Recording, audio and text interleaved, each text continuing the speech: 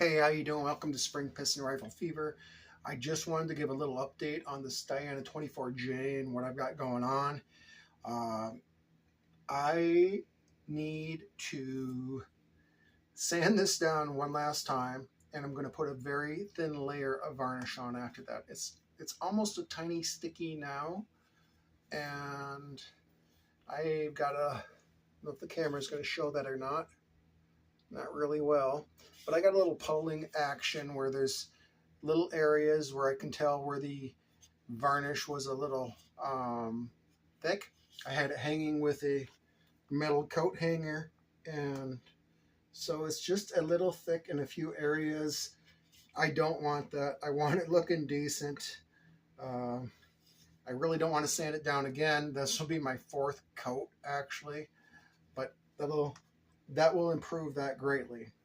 So I also wanted to talk to you about the compression tube and the barrel. So it looks all nice and shiny right now. So this video is to inform you and warn you about certain things. So I watched a YouTube video about guys using vinegar to remove the bluing. What they didn't talk about was, if you're not careful, that it can make your parts rust really, really quickly.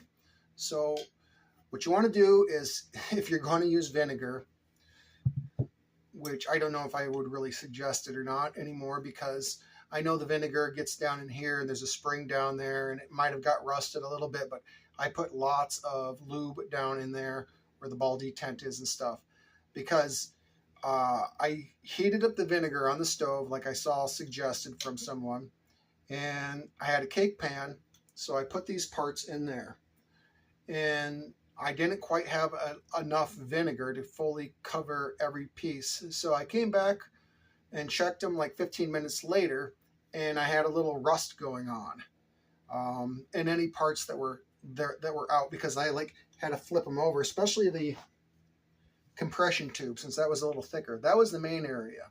So I had a few spots where that was just barely sticking out of the vinegar after I did my flip, and then I had a little bit of rust right there. And then I cleaned out the compression tube, and that had a little bit of rust in there. And then I started running patches down the barrel, and the barrel had just a little bit of rust in there. So it's something you have to keep your eye on and be very careful.